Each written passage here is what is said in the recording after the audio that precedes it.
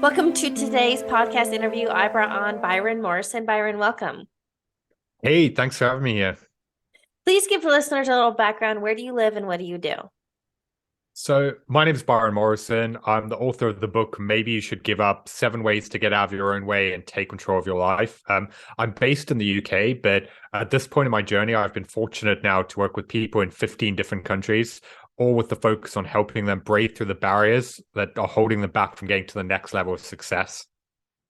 And you speak my language. I'm stoked to have you on today for exactly that. And, with your new book, Maybe You Should Give Up, there was one thing that caught my eye, and it's kind of the subtitle: 7 Ways to Get Out of Your Own Way. And this is something that I preach often. But before we go there, maybe we can teach some foundational principles, what mindset is, how thoughts become things, how that we are the creator of our reality. Can we start basics? Yeah, the place I'd love to start is just talking to people about why they actually get stuck in their own head and hold themselves back. Because what anyone listening to this right now needs to understand that your brain has been wired for quantity of life.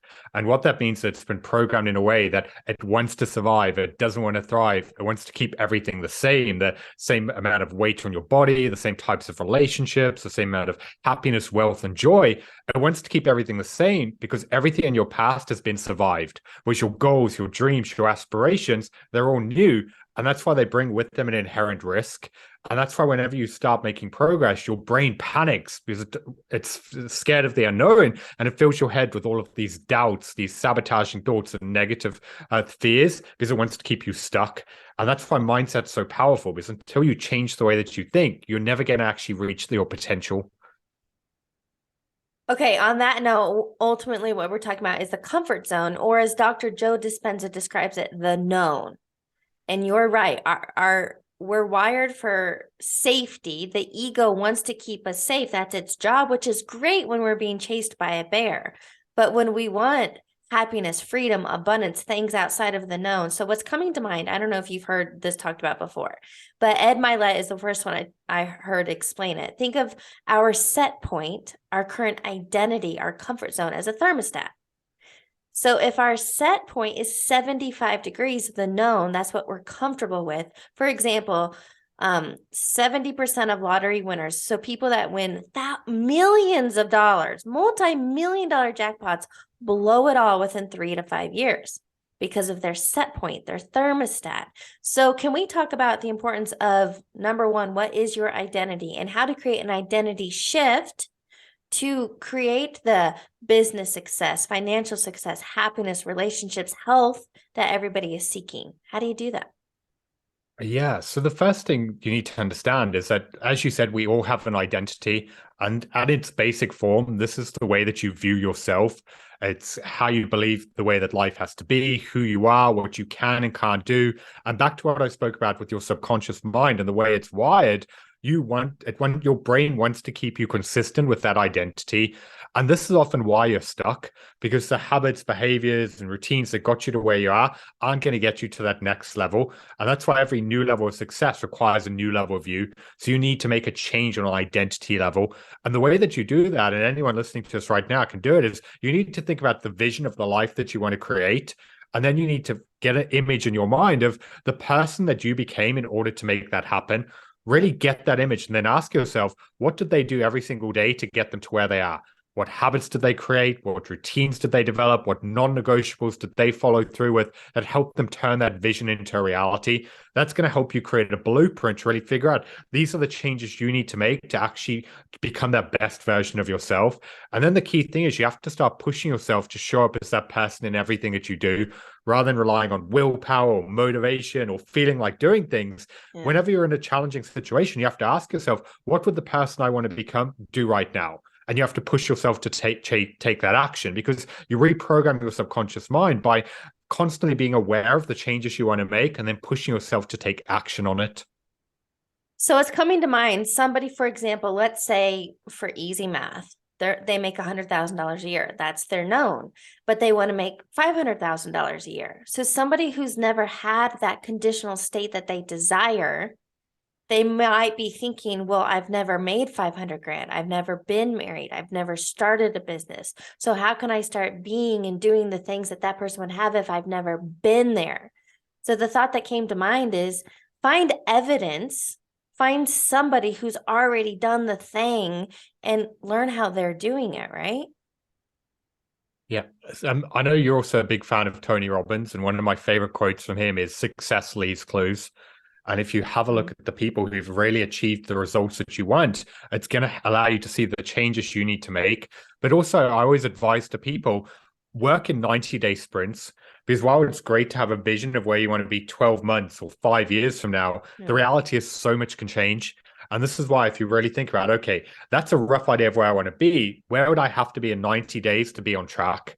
You can then have a tangible outcome to aim for. You can think, okay, if I wanted to go from 100,000 to 500,000, then what do I need to do in the next 90 days to make 125K? What do I need to do to lose X amount of weight or launch this business or whatever it is? You can get tangible objectives, and then you can know, okay, this is what I need to focus on this week. And then you can track it, you can break it down to see what worked and adapt it along the way. Yeah. So something that's coming to mind, and this is just an easy metaphor for me. I consider myself like a personal trainer for your mind. So as an example, let's talk about an identity shift. So somebody who wants to lose 100 pounds. You realize that person is, I believe, number one, you've got to become aware of why you binge eat, what emotions you're stuffing, because those are what you got to bring to the surface. But also someone who wants to lose 100 pounds is going to have to start thinking different. They're going to have to start getting movement. It might come down to meal prepping, right? These are new habits. It's creating a lifestyle instead of, I think most people are super impatient and they're like, well, just give me the quick fix. Byron, is there a quick fix? We both know the answer to that one. Of course not. And this is where so many people get in their own way because they want results now. But you have to recognize if you are 100 pounds overweight, it's probably taking you years to get to this point. It's not going to change overnight. And that's why I encourage anyone listening to this, you have to recognize that life is long and you have so much time to do these things. And if you stop trying to rush it and you learn patience and to enjoy the journey, then it doesn't matter if it takes 4 weeks or 3 months. Then you're actually focusing on making lasting changes that you can stick to. And it's the same mentality, whether it's in your business, your career, your health.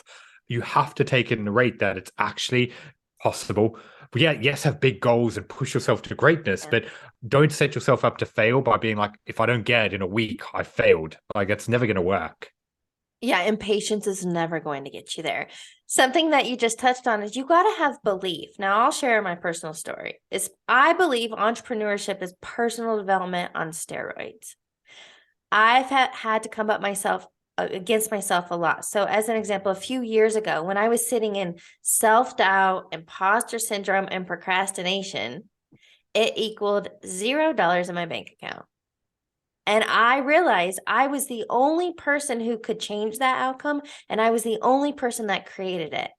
So for me, it came down to humility, it came down to awareness, but also a lot of self-love and compassion that I wanted more for myself. And when I got clear, okay, this is self-doubt, imposter syndrome, and procrastination, those were the 3 things I had to overcome in order to create the change that I was seeking. I also stopped making it about me. So when I changed my focus to, if I don't create content and do this work, I can't help 30-year-old Heather. I can't help that one person. So that's what helped me. And I'm curious if you've experienced anything similar on your journey. Yeah, I think we're all our own worst enemy. Like, we build up all these doubts and these fears, and we avoid the actions we know we need to take. And one of the big lessons I've learned is the life you want is on the other side of that fear. But the reason why you're procrastinating is you're afraid of what's going to happen when you start putting yourself out there. And that's why you have to stop overthinking it. Because as entrepreneurs, it's so easy just to get pulled into busy work. Like, I did this for the start of my business where I like dabble with different things, trying to convince myself I was being busy, but I wasn't actually being productive. Like, it was all the tasks that were easy to avoid the things that were actually going to lead to growth. And that's why if you want to get to that next level, you have to get clear. What's the uncomfortable action that you're avoiding taking? And you have to push yourself to face it. Because when you do, that's when your confidence goes up and you get better. But we want to feel confident before we take action. And it doesn't work that way. No, action creates. Oh, I like ABC. Action builds confidence. So I'll give a real world example. I met somebody this last weekend. I was at a 4-day Dr. Joe Dispenza meditation retreat. And I met this woman who shared with me, because, obviously I have a podcast and I was sharing with her about that. She's like, oh my gosh, I really want to start one. I've been putting off for the last 18 months. And she goes on and on and on about this story. And look, she's procrastinating for 18 months. And she's like, well, I'm hoping like maybe I can launch by August 1st. And I was like, what? Why put it off another 3 months? Because August is going to turn into March, going to turn into maybe never. So I highly suggested create a deadline. It's going to suck to get started. Like your first many episodes might suck. Mine did. Mine were terrible. I remember I literally would write out a script and then read it, trying to sound like I wasn't reading it. But I got started. So, okay, before we go there, I want to hear your teachings and your understanding of the subconscious mind and how, what I talk about, our mind is a mental garden. The thoughts we think are the seeds we plant, and we reap what we sow. So can you talk about the subconscious mind and how it's keeping us in these patterns? Yeah, so the way that your subconscious has been programmed is basically based on all of the experiences that you've been through in your life, the people you've been around, the environment that you grew up in, the limitations that were placed upon you. And as we're going through our younger years, most of our subconscious is formed to the point that most people just accept that that's what reality is, never stopping to question the fact that their thoughts and their beliefs are nothing more than a story, because your subconscious is different to mine and it's different to other people, and so many people then have these ingrained limitations that hold them back, but because it's so programmed deep into their awareness, they don't stop to question what's actually going on. And this is why a lot of the time people don't live the life that they want or get the success they desire, because they don't believe that it's actually possible. And it's only when you start to recognize that you can change the thoughts and beliefs in your head that you can then change your reality. I'll give you a perfect real world example of this. There's a client that I'm working with at the moment, and he works for a big company in the US, and his sales target for the last year was $1 million. He only did $300,000, and he has believed that it wasn't possible to get there. This next year, his target was 1.3 million. And he just was like, I have no clue how I'm going to make it happen. And when we start breaking it down, he had this money mindset issue where he was spending all of his time sort of chasing $1,000 deals. And I had to stop and be like, what are you doing here? I was like, you're spending weeks trying to close $1,000. Like, you're never going to hit 1.3 million doing that. So he started letting go of that. It was very uncomfortable. He had to put an expectation for himself. I'm not going to go for any contract below this amount. He started outsourcing all the lower ones and only focused on the whales. And he managed to sign a government contract where over the next 5 years, it's worth $9.2 million. So he went in a few weeks. He's hit his sales targets for like the next 6-7 years. Yeah. All because he changed his belief about what was possible. He stopped dabbling in tiny deals that weren't going to get him to his goals. And he put himself in positions that he could win. And this is why it's amazing. Like, when you start seeing results and what's actually capable, when you actually start changing your mold of the world and the actions you take to get there. Yeah. I don't know where I heard it recently. It doesn't matter. But somebody was talking about money and the dollar amount and wanted you to come up with a dollar amount. And, I forget the scenario. And then when she got finished speaking, she goes, okay, now triple it. So again, like, your mind went to a comfortable kind of a known point, let's say 100,000. And it's like, no, now triple it. Just like this guy, 1.3 mil is a lot, but he 9 times it, right? $9 million. But now this guy created, I love how Abraham Hicks says, it's as easy to manifest a castle as it is a button. $5 as it is $500 billion, right? It's the same process. It's your belief system. Yeah. And the one thing I would love to give to anyone thinking about this right now is you've got to recognize that your belief about what's possible is going to directly correlate to the actions that you're going to take. Because going back to that client example, if his goal was to hit 1 million, he'd be thinking in terms of actions.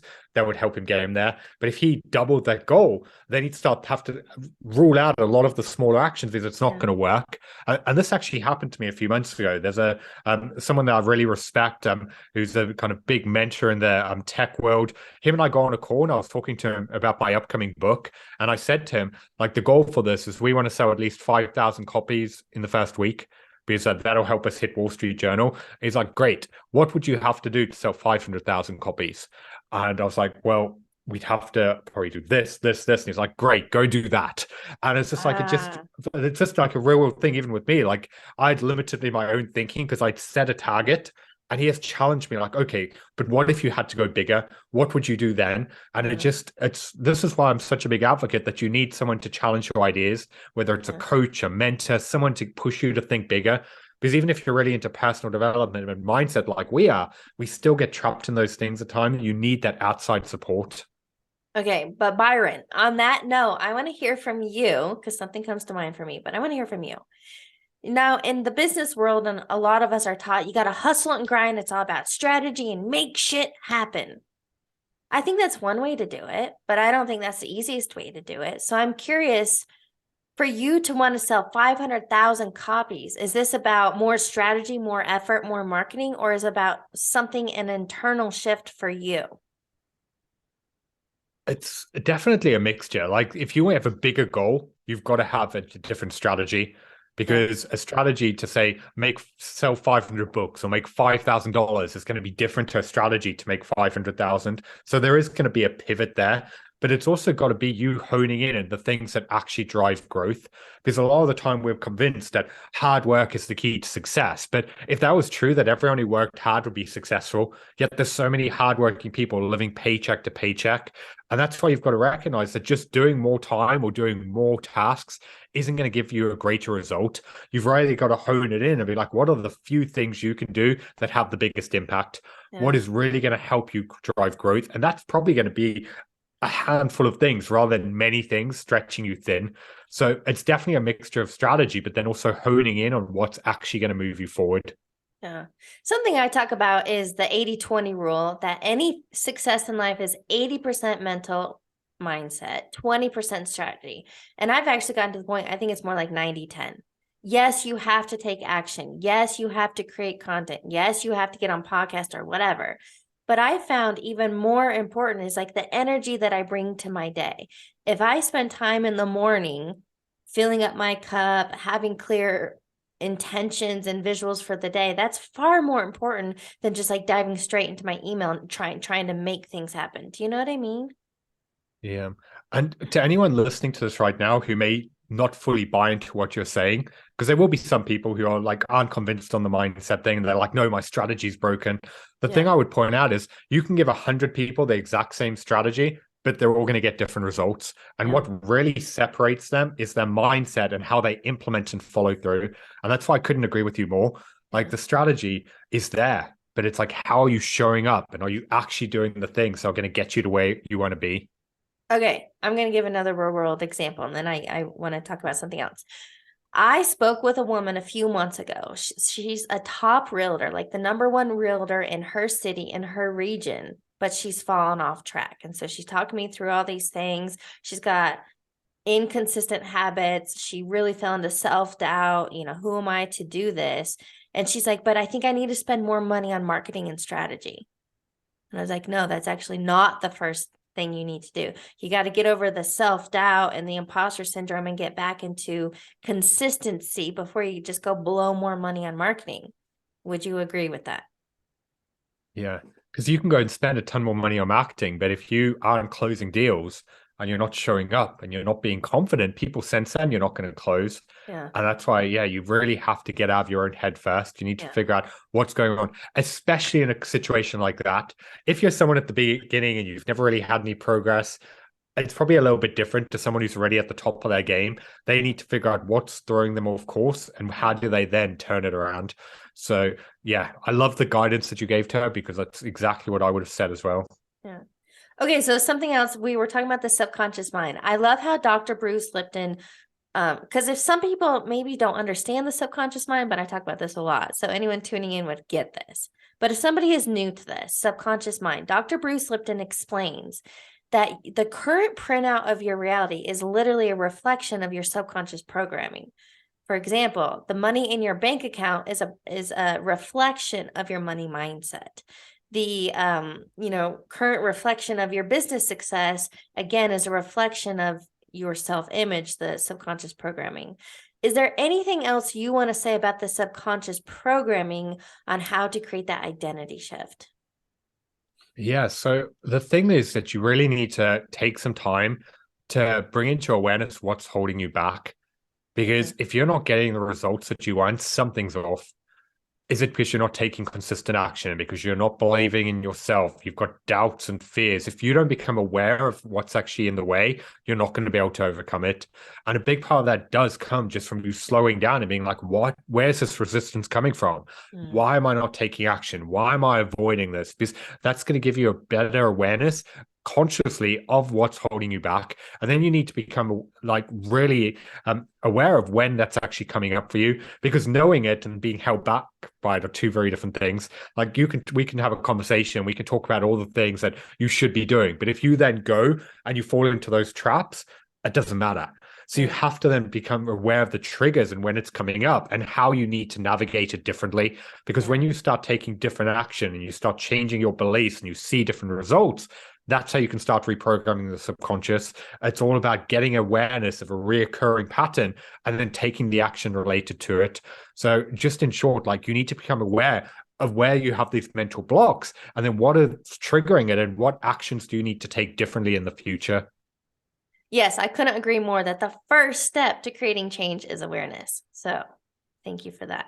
Okay, here's what I want to talk about. Can you break down your 7 ways to get out of your own way? Yeah, so what I discovered now from working with people in 15 different countries is there are 7 mental blocks that keep us stuck and stop us from living the life that we want. I'll give you a real quick overview of all of them, and then we can go into any of the ones that you want to talk about. But the first one is reactivity. So it's where life is happening to you and you're controlled by your emotions. The second one is fear. It's where you have all those doubts and limiting thoughts that stop you from taking action. The third one is short-term thinking. So it's where you make decisions based on what you want in the moment at the expense of what you want most. The fourth one is worrying about problems that haven't happened yet and putting yourself through all that anxiety and stress. The fifth one is comparing yourself to others. Sixth one is being too hard on yourself. And then finally, the seventh one is putting off your happiness. Okay, so something that came to mind in those first few that you said, I think they all kind of loop into is more or less what I talk about discipline, mental discipline. I'm sure you're familiar. Okay, I don't want to assume. Have you ever heard of Napoleon Hill? Yes. Okay, but I've said this, and people have not heard of the book Think and Grow Rich. So Napoleon Hill is the author of Think and Grow Rich, which tends to be, a lot of people's gateway into personal development. And he's right. Like thoughts become things. But another book he wrote, I don't know, have you read Outwitting the Devil? I haven't. No, I've read Think and Grow Rich. That was, as you just said, that was one of my gateway books to personal development many, many years ago. But yeah, that's the only one of his books I've read. So I think I thought Think and Grow Rich is kind of hard to read. But Outwitting the Devil was something that was printed actually after his death because his wife was afraid of what people would think because of the things he was saying in there. But ultimately, the message I got out of that book is that our biggest problem in life is an undisciplined mind. The monkey mind, the mental chaos, disempowering thoughts, talking ourselves out of greatness instead of into it. So that's kind of what I got from several of the things you shared. Can we talk about mental discipline and what that means? Yeah, so I think that relates really well to the fear topic, because so often the biggest thing holding people back from the life they want is their fear of what's going to happen. Are they going to fail? Are they going to get rejected? Are they going to get judged or not be good enough? That causes them to freeze and stop taking action. And going into the mental discipline, this goes back to you really need to understand where that fear is coming from. Because Yeah. one of the most powerful reframes that I found is instead of focusing on what's going to go wrong, you have to start to focus on what are you going to miss out on if you don't take action? What happens if you reach the end of your days and you look back never having gone after your dreams? What happens if you reach the end of the month and because you avoided picking up the phone and calling those potential clients, you can't provide for your family? What happens if 90 days from now you have to close down your business and you can't impact or help people because you've been putting off actually following through? When you can make the pain of not taking action more painful than the pain of what could go wrong, suddenly it pushes you to face it because you're like, I have to do this. And that's really where you can start to get that discipline. It's all about then figuring out, okay, what do I need to do? And what do I need to actually then have in place to remove distractions, to make sure I stay focused and then get out of my own head so I can actually take action on this? Okay, the word I love that you used is a reframe. And I'll give a personal example. I had so much fear when I wanted to quit corporate. And I had this intuitive nudge for months that I was ignoring because I was so afraid, right? To leave a stable paycheck. People are like, you're literally, my friends and coworkers were like, you are crazy. Why would you leave a stable paycheck? Because I'm miserable in my life. But anyway, how I reframed and talked myself into taking that leap of faith was, okay, the worst case scenario is that I quit my job. I take 6 months off to go do whatever I need to do, and I could always get another job. That's how I talked myself into it. That happened in 2017. I've never gotten another job. So here's what I want to offer people that reframe, but it really is asking better questions. And it's also, instead of, worried about a limited perspective, start asking, I think this comes from Rich Dad, Poor Dad, which I have not read, but, I've heard people talk about it. And it is just asking better questions or different questions. How could that guy, you gave an example. Okay. How could I meet a $1.3 million quota? How could I, right? That's the Yeah. step of talking ourselves into it. Is there any practice you have with that? Yeah, I couldn't agree more. Like you have to learn to ask better questions, but you also need to become aware of what you're actually afraid of. Because so often the way our brain's programmed is we look at problems and we blow them out of proportion. We convince ourselves that there's this huge catastrophe and end of the world. So you really need to break it down and be like, what's actually going on here? What am I really afraid of? Using your example, like it's really easy for a lot of people to sit there and panic and they'd be like, if I quit my job, everything's going to fall apart. Like it's going to be all this huge disaster. When in reality, you're like, worst case, I will just get another job. Like then suddenly it's actually not that big a deal. So you've got to ask yourself, like, is this as big a problem as I'm building up in my mind? What's the best thing that could happen on the other side of that? And knowing that, what's most likely? And when you can reframe it and bring it down, that's how you can really relieve a lot of the anxiety that comes with it. Because your mind is just going to the worst case and you overlook the best case or what's probably going to happen. A book that's coming to mind. Have you read? Oh shoot, I'm not thinking of it's his second book, Hal Elrod, Miracle Equation. It's called The Miracle Equation. Do you know what I'm talking about? No, I haven't heard of it. So he's the author of the book Miracle Morning, and then his second one was Miracle Equation. And he shares lots of stories. He used to be in sales. So sales, money, quotas, strategy, whatever. He created this miracle equation, which is having unwavering faith. And then I think he called it extraordinary effort. Now, again, I don't believe in the hustle and grind mentality, but the point is in that one, the front part of the equation, unwavering faith, right? Like if we have unwavering faith that if I show up and I take action that I'm going to close the deal or I'm going to hit that dollar amount or whatever, how important do you believe that belief, faith, trust is? It's absolutely essential because anyone who's listening to us right now who's an entrepreneur, growing a business, or got to where they are knows that it's a roller coaster ride of ups and downs. And there's going to be so many times where you're going to get punched in the gut and you're going to get knocked down. And if you don't believe that you can make it happen, you're not going to get back up. That's why I believe you have to be a special kind of crazy to be an entrepreneur because most people don't have the mental resilience or mindset to be cut out for it. Yeah. And I would interject, though, that having belief is one thing, but you've also got to make sure that you've got the awareness as to when things aren't working and why. Um, put my hand up and be a perfect example of this. When I first started my business, I was doing a lot of health-based coaching, and I was doing a 7-day no added sugar challenge where I was putting people in a Facebook group, running paid ads to it, doing 7 days of value content, and then trying to sell them into this course.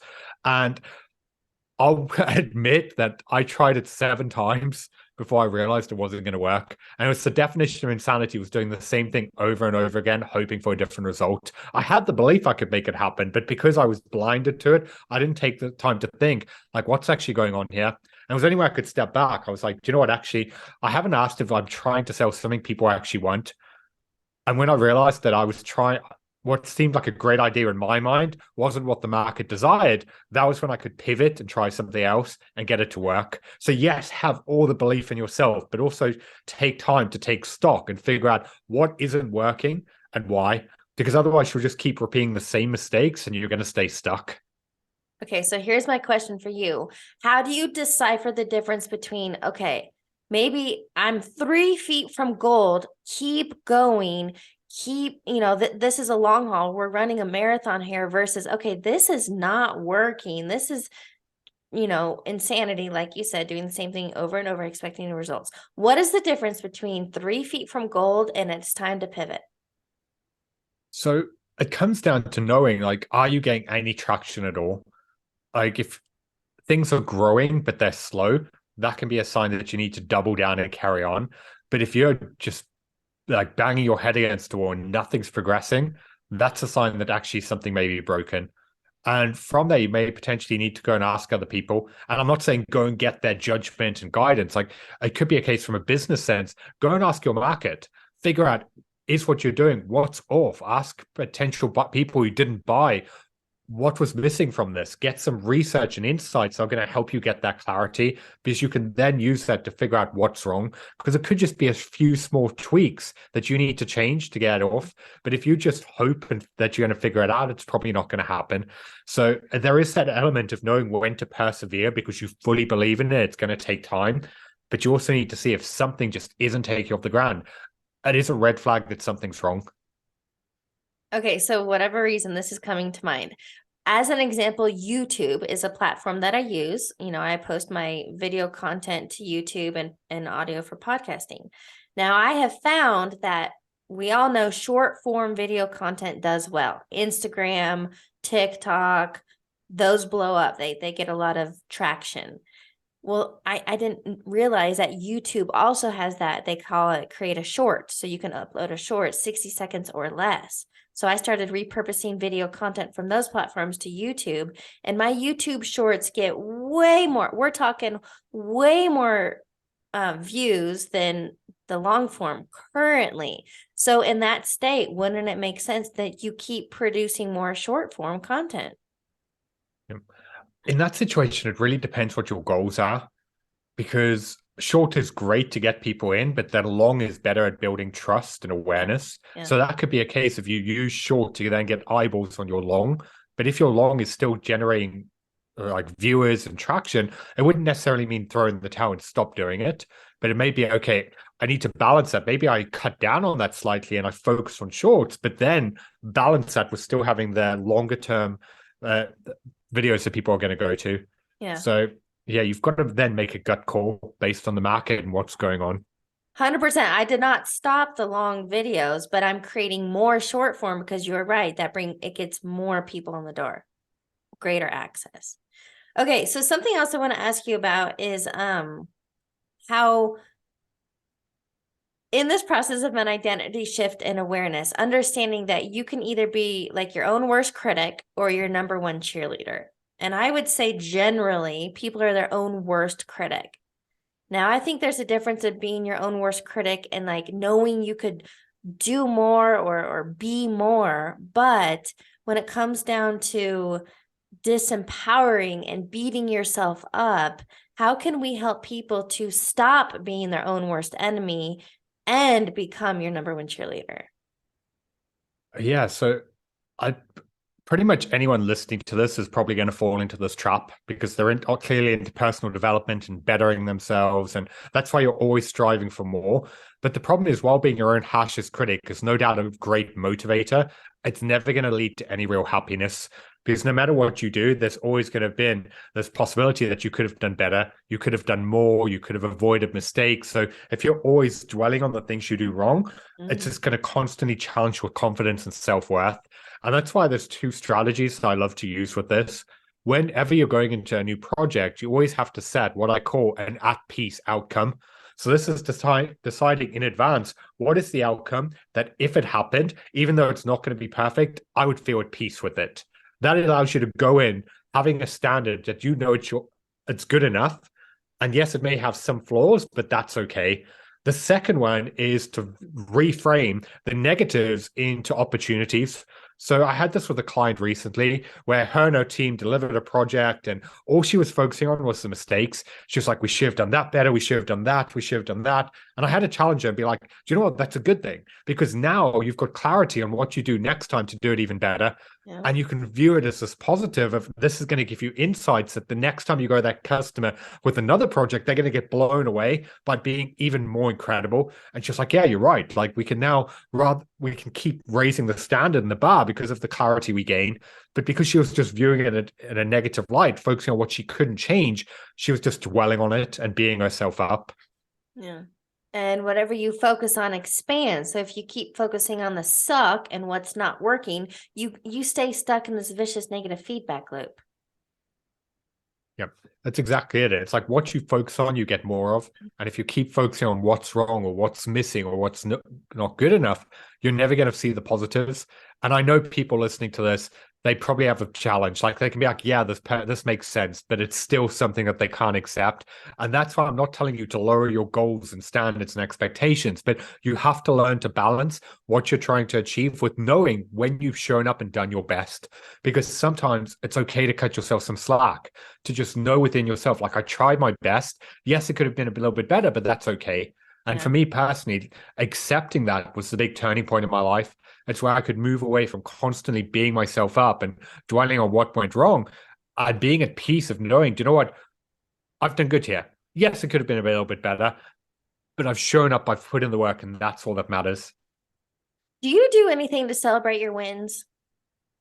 Yeah, one thing my girlfriend is really good at, because this is something I've been terrible at over the years. So she's actively been pushing me whenever I have big wins that we do something to celebrate. Like one practice I love that she incorporated is we have a wins board in one of the offices where every single week we take some time, we take post-it notes and we write down the wins that we had that week and the positive things that happen. We also, whenever there's a big milestone or a celebration, we make sure we go out for dinner, we do something fun to just be like, let's just mark the occasion. Even if we just sit together and talk about and just enjoy it and be like, do you know what, this is a huge thing. Even if it's something that's not massive, it's just being like, do you know what, this is a positive. Like this really went right. Like let's just take some time to celebrate it. I have to share what I do. I actually got this from Selling Sunset. I don't know if you watch it, but it's a series on Netflix. No, I've heard of it, but I haven't seen it. High-end luxury real estate in Southern California. But what Selling Sunset does is anytime they close a deal, which these are multi-million-dollar real estate deals, but they ring this huge gold bell. So I got myself a gold bell from Amazon now. It's just a hand one, but literally I celebrate all kinds of wins. New YouTube subscribers, new clients, a new outreach, whatever it is. Like I am training my mind to find the good and celebrate those little things, because then you get more things to celebrate, right? When you're in a state of gratitude, you find or receive more things to be grateful for. I absolutely love that. And the thing I just want to point out to anyone listening to this that's so important about what you said is it's celebrating the little things. Because so many people don't recognize that all progress along the way is progress. But if you're always just focusing on, okay, the only win is when I close that big deal and I earn X amount of money, like all of these big milestones, you're overlooking so many things that went right. And that's why when you do celebrate that new subscriber, that new outreach, whatever it is, that's how you can start bringing more positivity. And it also makes the journey worthwhile. Because otherwise, if you're just focusing on, okay, the win is going to be a month from now, you're just putting yourself through all of the stress of nothing's grown good or anything else in between. And you're just going to get pulled into what's going wrong. So yeah, I love that you're doing that. Okay, here's what I want to ask from you. What are some daily rituals you are doing to help you stay forward focused, that when you're human, when you fall off track, you get back on? What are you doing? So one thing I do every single morning is I take a little bit of time just to reconnect with my goals and what I'm trying to do. And the reason why I believe this is so important is a lot of people set goals and targets, they get really motivated, and then they put them aside and they just get busy and pulled into life, and then they forget about it. Like New Year's resolutions, they have great intentions, but Yeah. then life gets in the way and they never follow through. Yeah. And that's why I found that if you take some time every single morning to show yourself, this is what I need to do, this is why I need to show up, that can be the motivator on the days you don't want to take action. Perfect example is for the last few months, a big part of what I've been doing is filming daily TikToks and Instagram videos because we're in the book campaign and that's a big part of our promotion strategy. And I've had so many days that I've not wanted to do it. I was like, I do not feel like this today. And one of the big goals for the book is we want to hit the New York Times. So I've actually printed it out and I've got it on my desk in front of me, like a picture of the New York Times bestseller logo. And I have that down in front of me. And every time I like look at it, I'm like, this is why I need to take action. This is what motivates me and pushes me to follow through. It's like that's one of the things that just consciously keeps me aware of, okay, this is what needs to go on. The other big one is just setting a clear intention. Like one of my favorite questions to ask is what needs to happen by 6 p.m. today for today to be a success? And then I use that to then reverse engineer my day and be like, these are the things I need to move forward. These are the key objectives, tasks, things I actually need to get done that'll help me actually feel like it was a successful day. Like using that as a clear intention can be so powerful and making sure you focus on the right things. Here's what I want to highlight. I don't believe that, quote, successful or millionaires are lucky. They are doing things differently. And the two things you highlighted there, you have focus and you have intention. And anybody can implement those into their life. Yeah. And intention's what so many people are missing. Like they've got big visions and desires, but they're not intentional with it. Right. And that's why you really need to break it down and think out, okay, what do you actually need to do? And where are you spending your time and what's going to move you forward? Because if you don't, you're just going to be all over the place and time's going to pass you by. Yeah. Okay, here's what I want to ask you. Because the big thing about me doing podcasting, I found myself down the rabbit hole. I had become a self-help junkie. I was constantly consuming all the podcasts, courses, going to seminars, whatever, but I wasn't implementing. So I really love to give a key, a tangible takeaway. If you just implement this one thing that can change your life. So what do you believe is a key takeaway you want listeners to get? Yeah. This is going to sound really obvious. Like create a plan. Yeah. Like you'd be amazed at how many people I work with who even CEOs running billion-dollar businesses who don't have a plan for what they're doing. Like they're just reactive, life is happening to them, they're figuring it out along the way. And this is why you really need to just sit down and be like, okay, this is what I want to achieve. What is my plan to make it happen? What are the actions I need to take? What things do I need to do every single day? What potential challenges might come up that I need to be able to focus on overcoming? If you can get a clear plan, that's going to make all the difference in the world. But so many people like yourself and me in the past as well, go into personal development and they read all these books and they read these courses and they just get overwhelmed because there's so many competing ideas that they don't know where to begin. This is why while it's great to do all that stuff, you just need a clear focus of, okay, this is what I'm striving towards. And going back to what I said earlier, think about where do you want to be in 90 days? Don't overthink it. Just be like, that's the goal. Because if you don't have a target to aim for, you're going to miss. And then just break it down and be like, what do I need to do in order to get there? Reverse engineer it. And then be like, what is the first step? And then push yourself to face it. I love that because I think, well, and the mind does it too, but people want to complicate things. And I want people to know that change is simple. It's not necessarily easy, but it's simple. And all you're saying is create clarity, a vision, show up every single day and chunk it down like one thing at a time. And that's how you get out of procrastination, analysis paralysis, etc. Yeah. It's also, if you focus too far in the future, it's incredibly overwhelming. It's like if I said to you, like, oh, I want to run a marathon, but I've never done any running before, like I'm probably just going to be overwhelmed and not do anything about it. Whereas if I have that end result, I think about, okay, what's the first step? Well, the first thing I need to do is go out for a jog. I need to start jogging a few days a week to start building my cardio and getting better. Then the week after, maybe I need to run a little bit further. And all of a sudden it seems manageable because it's like, I just need to do this one thing. And it's the same as if you want to start building an audience online, rather than focusing, I need to have all these things in place to do all these things. Focus on doing that first video, that first podcast. Start taking action. That's how you're going to build your confidence. And it's how you're also going to get momentum. Yes, for sure. I love that. Okay, so I'd love to wrap up the interview, and I have a few rapid fire questions. Go for it. What is a quote or motto that you live by? Don't regret the things you didn't do. Like for me, regret is my big driver in life. It's like, I never want to look back wishing I did things differently. Or the woulda, coulda, shoulda game, right? Yeah, exactly. What is a book you're currently reading or highly recommend? So most of the books I'm reading at the moment are actually investment books. I'm kind of reading less personal development books just because I'm so involved in the space that I'm spending a lot of time just learning on finances and wealth creation and that side. So a book I'm reading at the moment that's fantastic is One Up on Wall Street. It's all about investment strategy and stock picking. And yeah, I've been just really interested in getting involved in that world. Fair enough. All right, final question. What advice would you give your younger self? Just go for it. I think so much of my life I spent watching from the sidelines. I would always talk myself out of reasons why it couldn't be done. And I was just a passenger in life. And it was only when I really started putting myself out there that I saw that I was far more capable than I was giving myself credit for. And that just goes back to that central message of you're going to regret the things that you don't do far more than the things that you do. And that's why I wish I could just say to myself, go, just start living life, put yourself out there. And that's how you'll find yourself along the way. Shout it from the rooftops. I love that message. Byron, thank you so much for joining me today. Thank you for having me here.